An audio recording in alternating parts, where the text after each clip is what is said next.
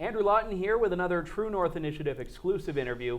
Very pleased to be joined by Maxime Bernier, leader of the People's Party of Canada, formerly a leadership candidate for the Conservative Party of Canada.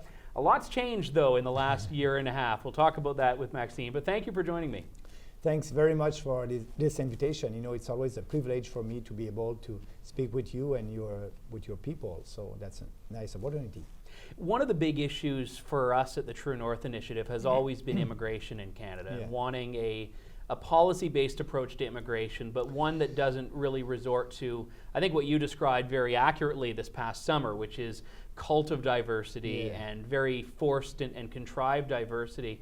And I'm wondering why that issue has become so contentious in Canada, because you were speaking the truth on a lot of issues, and I didn't find anything I disagreed with about it, but you were still subjected to the name-calling of the racism and the xenophobia and all of these other isms. Why is that issue has become so powerful in that space?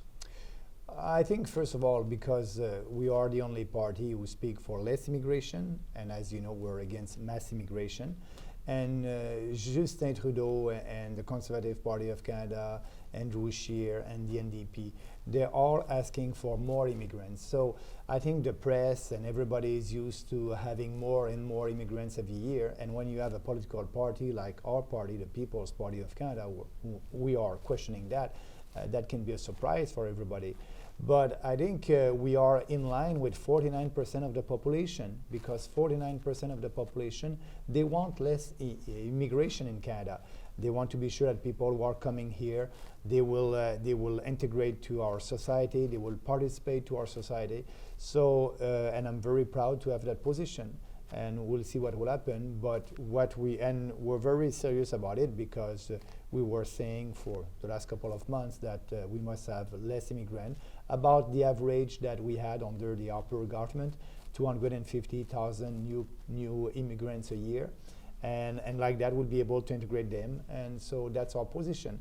But it's too bad that some people are saying that maybe we, and personally, I'm a racist because of that. I think it's, first of all, it's not true, but it is not helping the cause. We need to have a real debate about immigration.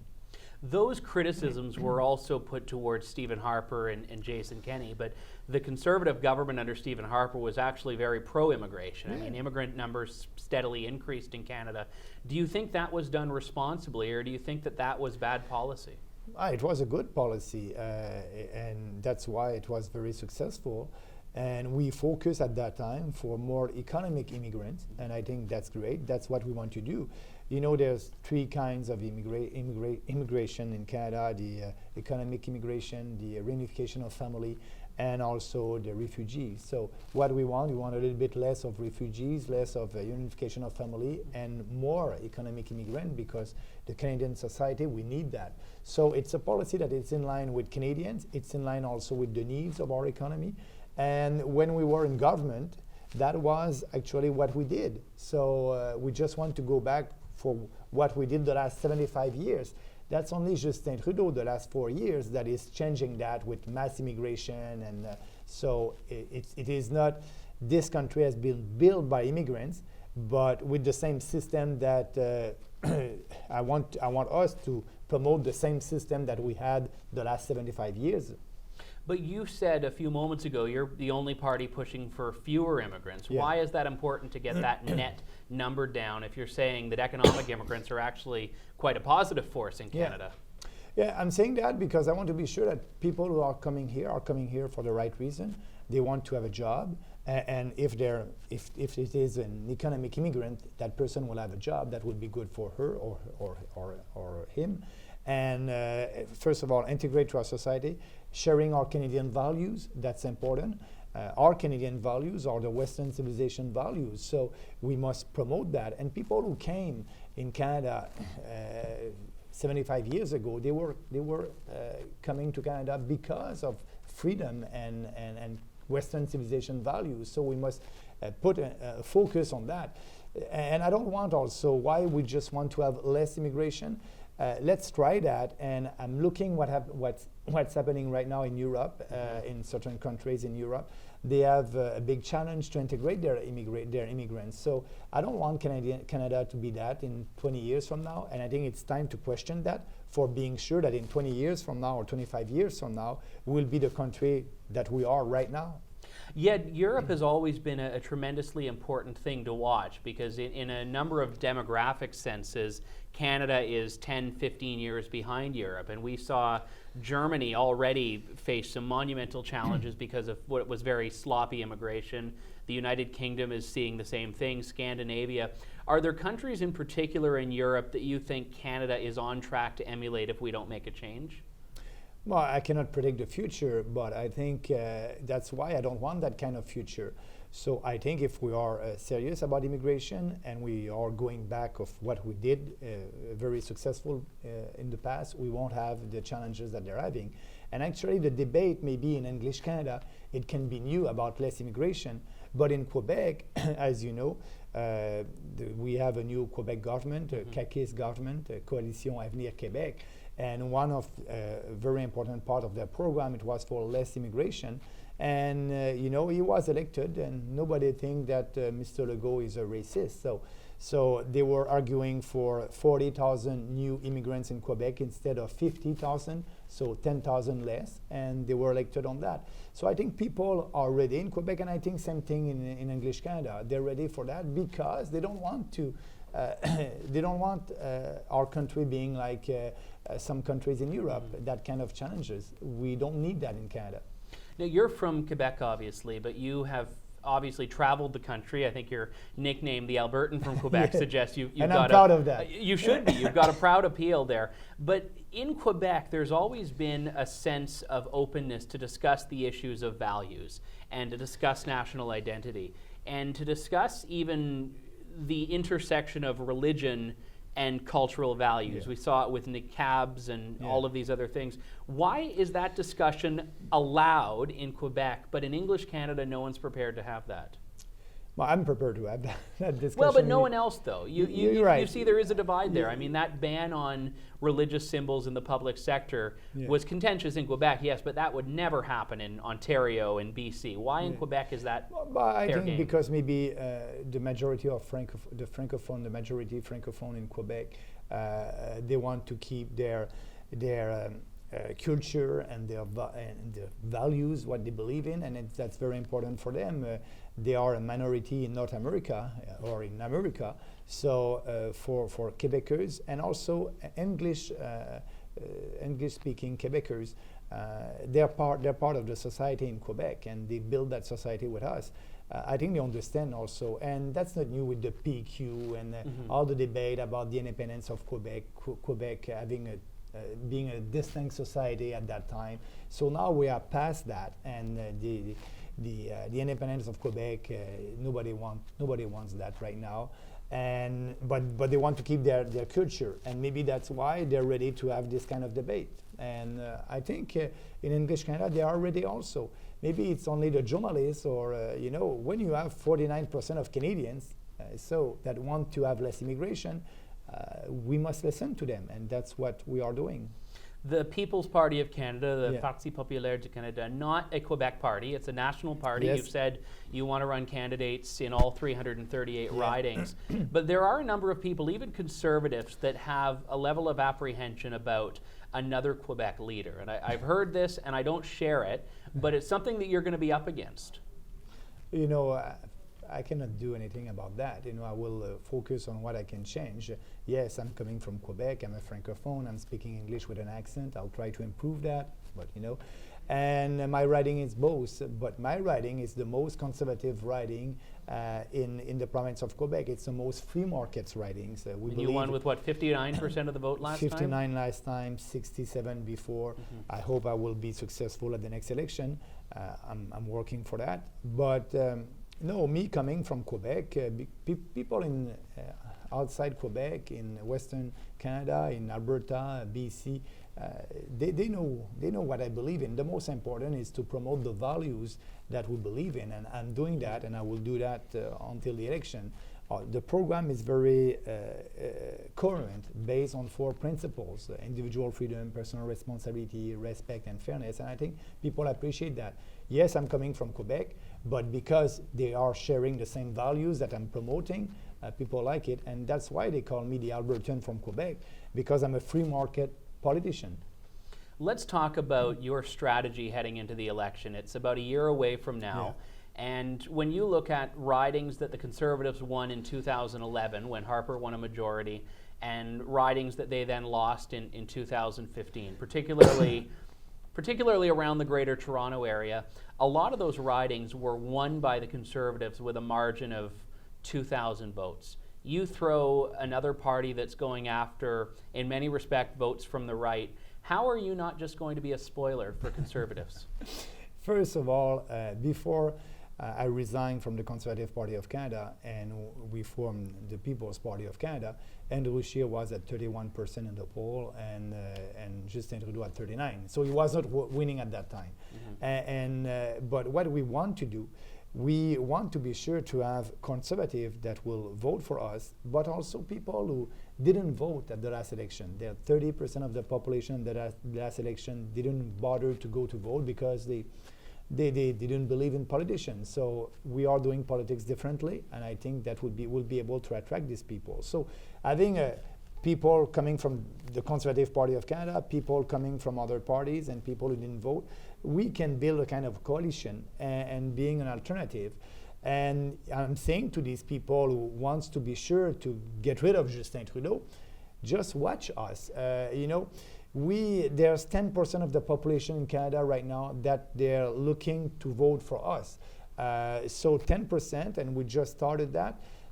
In 3, 4, 5 months from now, I think we can grow from there. We are the party who's having the momentum. So I'm saying to them who are not sure, come with us, and because if you vote for Andrew Shearer right now and Justin Trudeau, for me that's the same.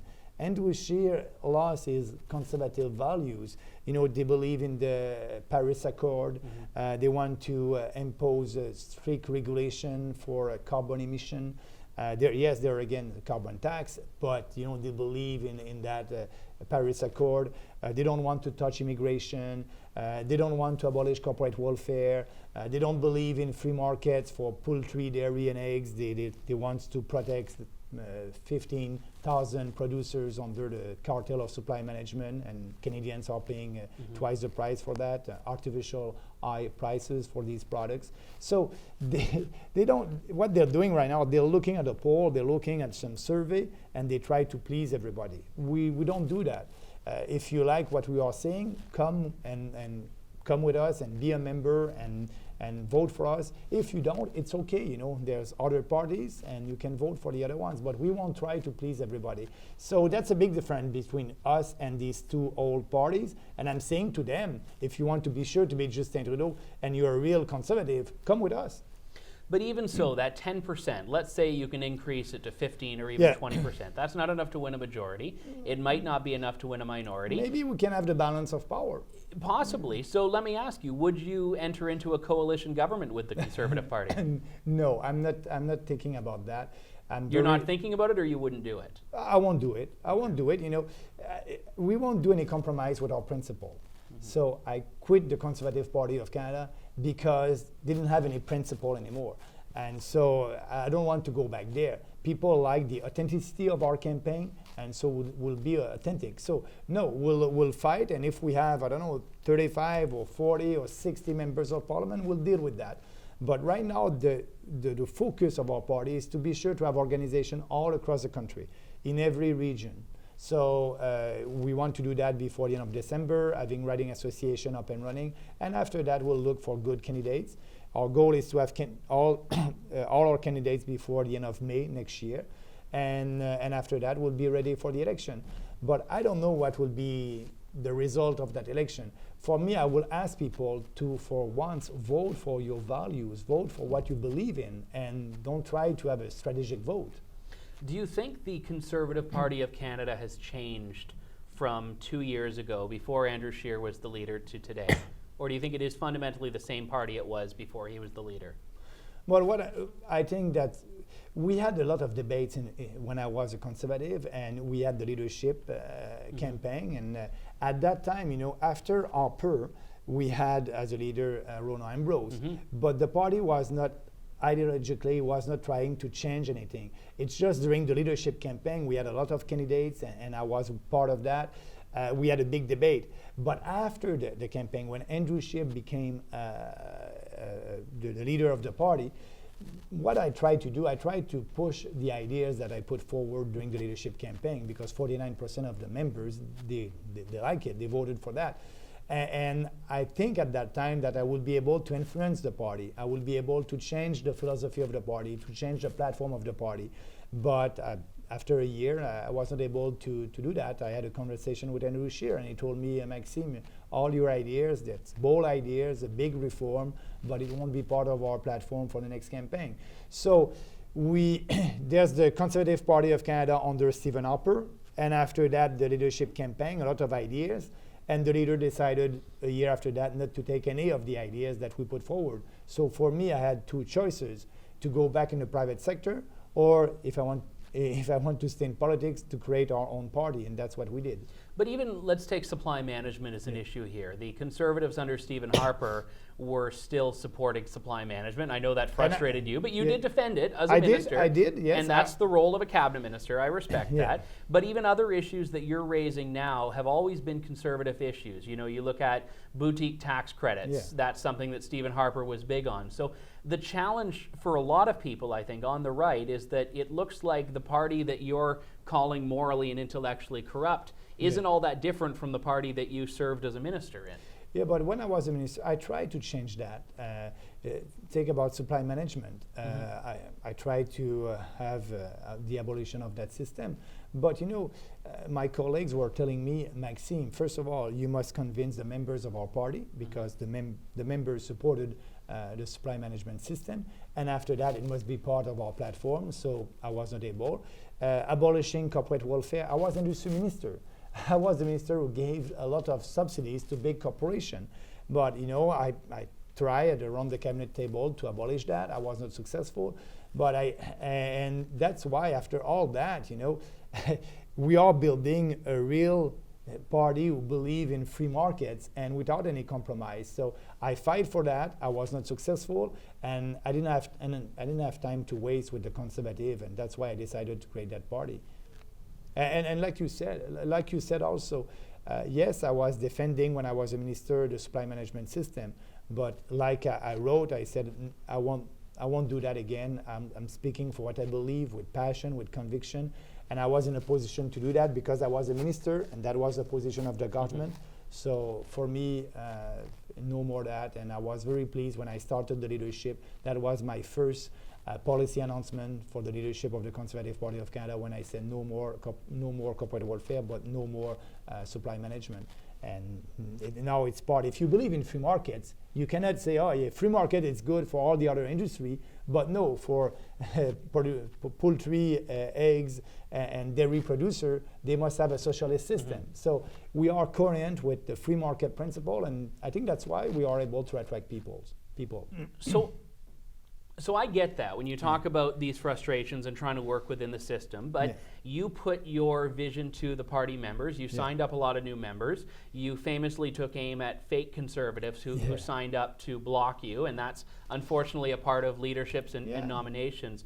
But I have to switch it around here. Let's say that Andrew Scheer had lost and you had emerged victorious, and he did what you did. He said, you know what, I want these policies, so I'm going to create my own party. How would you as Conservative leader have responded to that? First of all, for me, winning with 51-49, because I lost with 49 and Andrew win with 51. So being in that position, it would have been very difficult for me. First of all, because I was the candidate for change, for big reform, and I didn't have the support of the caucus. I had only 6 members of parliament who supported me during the leadership on 98 Conservative members of parliament. So being at that position, 51-49, I would have been in a position to have Andrew Scheer as my number 2 and bring him in board to be able to manage a caucus, to be able to have a compromise with the platform, our platform and his platform. So, but Andrew didn't do that with me. He didn't ask me to come and be his number 2. But you know, that's life and that's okay. Like I'll give you an example in Ontario. Premier Ford He won the leadership, but what he did after that, Christine Elliott, she's the number 2. She's part of the decisions. She's with him, so he's building a big team. And Andrew didn't do that after the leadership, and I tried to have an input. And after a year, I cannot have any input, so I'm going to quit. But for me, the way to deal with Andrew Shearer, number 2, would have been to integrate him in our team, like Doug Ford is doing here in Ontario. I backed you in your leadership bid, and I have no regrets about that because you were the only one that was putting forward really liberty-focused ideas. Yeah. And when you started tweeting this summer about things that were sort of disenfranchising you from the media and from the party establishment, I still supported you because I still have not found anything in that I disagreed with. When you launched your own party, I said I'm going to take a wait-and-see approach, which I still am, and that's one of the reasons I wanted to talk to you today, because I've got questions myself that I haven't seen answered. And one of the big ones is how you, who have been in politics for a while, feel about doing what the Conservative Party spent years trying to recover from, which was a fractured right. I mean, it wasn't that long ago that the Reform and then the Alliance were blocking the PCs, and we had the party reunited for 12 years or 14 years, I guess, and now we're split again. You've been around since it was split before. Why do you think it's a good idea to do this? First of all, when you are speaking about splitting the right, for me right now, the Conservative Party of Canada, it is not a right-wing party. They're like the Liberal. Like I told you, on supply management, on Paris Accord, on foreign affairs, the Trudeau government, they're giving million of dollars to other countries to fight climate change and to build roads in other countries. It is not, for me, it is not the role of the Canadian government to do that. But the Conservative, they're saying that, giving subsidies to businesses, they're okay with that. They want to create another agency. So the Conservative Party of Canada, it is not a right-wing party right now. So what I'm telling you, if you really want to have big reform and reform based on free market principle, we are the only alternative. So that's my goal. And if you want to be strategic and you want to be sure that Justin Trudeau won't be the Prime Minister in a year from now, come with us right now and help us to build that momentum and being more efficient. When you launched your party with the name People's Party of Canada, a lot of people, some people took issue with it because they said it sounded very left-wing, People's Party. But I wanted to ask you, I mean, what is the vision of your coalition? You mentioned people that are not voters typically coming out, but right now you're saying that it's the only right-wing party. Are you trying to go after people that aren't conventionally conservatives? I think the majority of our supporters will be that. But I spoke with one of our members in Newfoundland, and he said, Maxime, I voted NDP last time, and I want to vote for you. I said, why? Because you want to get rid of supply management, and that will be good for the poor. It's a regressive tax on poor, and you want to abolish corporate welfare. So that's very important for me, and you're the only one who's speaking about that, and I want that to be a reform in Canada, so I'm supporting you. So we can have, but people must share our principle, and if they share our principle, perfect, they will come in our party.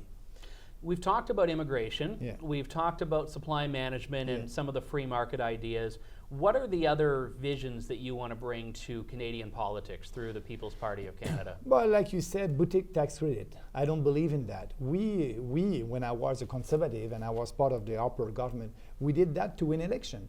So we were taxing people and used their money to give that to a special interest group to have their vote with a boutique tax credit. I don't believe in that. So we must, that's why the People's Party of Canada, we want to work for the people, with the people, and we are working for all Canadians. So we won't do that. We have a tax reform that is very bold, so we want to have only 2 tax rates, one at 15% for people earning more than 15,000 to 100,000, and 25% for people earning more than 100,000. And for the poor, we will increase the personal exemption from $11,000 to $15,000. So 2 tax rate that will help the poor, that will be fair for everybody, but we'll be able to do that by abolishing corporate welfare. We can save $5 to $8 billion there, so we'll use that to lower taxes to Canadians. So we have a comprehensive platform, And it's very different than when the upper government did. And we don't want to please a special interest group. You like what you're doing. I like to say, I was with a group, a Muslim group, and they told me, Maxime, during my leadership campaign, and they told me, Maxime, you must come to visit us. We have a lot of Muslims that are conservative and they're ready to support a candidate. We have a lot of questions for every candidate. It's the same questions. And they were asking me questions, and they said, we're going to publish that on our website, and our members will decide, and they will vote. So I did the interview like all the other candidates, and the last question was, what are you going to do for the Muslim community in Canada? And they said, you can take your time, Maxime. It's the most important question. I said, I don't need time. I said, nothing. I said, I won't do nothing. You're Canadians first. I'm working for all Canadians. I will do nothing for the Christian Canadian. I won't do nothing for the Jewish Canadian. I won't do nothing for the Muslim Canadian. You are Canadian. So yes, I will do something for you because you are Canadians. So I don't try to please every special interest group. They are not a special interest group. They're Canadians. That's important. That's the foundation of our party. That's the big difference with us and all the other parties. Do you think in the Canadian political system it's possible to win elections without buying votes of special interest Yes, groups? it is. We'll prove it. We are doing politics differently, and that's why we have people that didn't vote at the last election. They're coming to us. 30% of the population. Imagine if we have only half of that. It's 15%, plus the other one, 10, 15. So that's why. People, they're not stupid. And the journalist said when we launched the party, the People's Party of Canada, like you said, it's a little bit maybe a socialist name. I said, nobody will believe that Maxime Bernier is a socialist. But that being said, we choose that name because we are working for the people, and that's important. That's the foundation of our party. So, I think that the people are ready for a big change. They're ready in Quebec. They did the change with the CAQ government, the Coalition Avenir Québec. They did that in New Brunswick. They are a very small party that receive a lot of votes. So I think we can have a lot of support, and we just have to work hard. You are a grassroots party, and I get that. Your support's going to come from the average people, not from the elites. But at the same time, you don't seem to have any support from your caucus colleagues or former caucus colleagues, none of the provincial Conservative Party leaders. Do you think that sends a message to people that you're an army of one? No. First of all, yes, I don't have any support from my ex-conservative colleagues, and I had only 6 of them who supported me during the leadership, so I'm not surprised. And I'm not spending any energy to have their support. I'm too busy to work on the membership of our party. We have right now 25,000 funding members, 25,000. The Green Party, they had about 20,000 members, but they're there for the last 35 years. So after 3 weeks, 25,000 funding members, that's something. The Conservative Party of Canada, they're having 100,000 members. So it's a lot, and we are building on that. So I don't try to have their support, and I don't have their support in the House, and not only in the House, but outside the House of Commons, we have a lot of support. And I'm saying to people, some journalists said, Maxime, you are a kind of a populist politician. I said, yeah, you can call me like that, but I'm a smart populist politician, because I'm speaking to the intelligence of Canadians. I'm not speaking to their emotions. That's a different with other populist politicians. I'm speaking to their intelligence with bold reform, serious reform, and I think people like that. So with that, with the ideas, and nobody can stop an idea when it's the right idea. And what we want to do, we want to be sure that all our reform that maybe are not popular today. When I'm speaking about healthcare, I said we must stop to transfer money. The federal government must stop to transfer money to provinces for healthcare, and we must lower our taxes at the federal level and lend them tax for their own responsibility. That may be not popular right now. Maybe we don't have 50% of the population behind that idea, but my goal and my motivation, it is the right thing to do. We're the only country after Cuba and China that you cannot spend your own money for your own health insurance. So all the other countries in Europe, they have both systems. The private system and the public system, but they have a universal coverage. I'm not speaking about the US, it's different, but we want something like that. We want something more efficient. So it may be not popular at 51% with the population right now, but for the other parties, like I said, they are looking at poll, but for me, I know that it's the best policy for this country, for the population. They will have the choice, they will have a universal coverage. So my challenge is to speak about it and having more support. That's what I like in politics. If I have only 10% of the population on my side, okay, good, I'm gonna work harder to have more support, and that's a great motivation. Let's talk very briefly, if we can, about freedom. And yes. Personal freedom is huge. We've talked about it on the economic side. You've also been very vocal on free speech yes. in a way that I think we very much need politicians to take the issue up. I mean, Doug Ford in Ontario has put a policy forward that would basically require universities to protect free speech yes. because they're getting public money. Where do you think the federal government's role is and a federal party's role is in making sure that free speech isn't hindered? We have a role in federal jurisdiction. I don't want to interfere in provincial jurisdiction. That's part of our platform, respect the taxpayers and respect the Constitution. So what Doug Ford is doing, that's the solution. I cannot impose something on campus because it's a provincial jurisdiction, and I'm 100% on his side about that. But at the federal government, under our jurisdiction, if we need to show that we are promoting freedom of speech, we are promoting that. But if there's a conflict in another jurisdiction, in one of our responsibilities, we must act. But right now, the challenge is more at the university level, all across the country. So it's more a provincial jurisdiction like Doug Ford, and the provinces, they can put forward the solution. So what I can do at the federal level is just to incite and ask provincial government to do that and to act like that and to do like the Ontario government. We don't need to interfere at the federal level to be sure to have that on campus. And I prefer to respect the Constitution and to encourage other provincial government to do the same like they did in Ontario. Do you think we need more areas in government where the federal level is saying, we're going to just walk back and let provinces handle that? Because you've talked about it with healthcare, which is supposed to be provincial jurisdiction anyway, but the federal government has to buy votes. Pushed it, very much so. But are there other areas where you think the federal government is involved that it shouldn't be right now? For sure. The healthcare, the equalization formula, the federal government is giving a lot of money to provinces, and all the social transfer. The federal government is taxing Canadians, and after that we transfer that to provinces. We have a lot of, I think it's about $20 billion that the federal government is transferring to provinces for social and social transfer.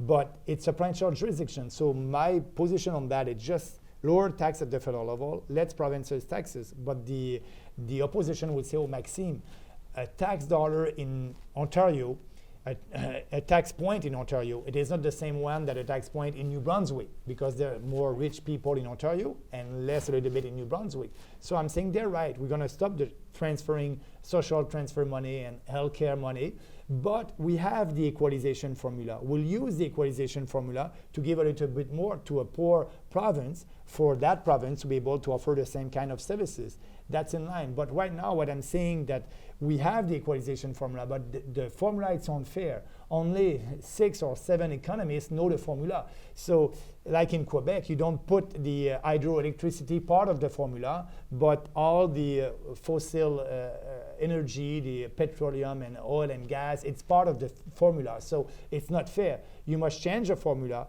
having a formula that will be respect all provinces, and after that, using that formula to be able to give money to provinces that they need. But you don't need to tax every Canadian and giving a big social transfer to every provinces. So that would change. Maxime Bernier, leader of the People's Party of Canada, thank you very much for your time. Merci. Thank you very much. Merci beaucoup. Yeah.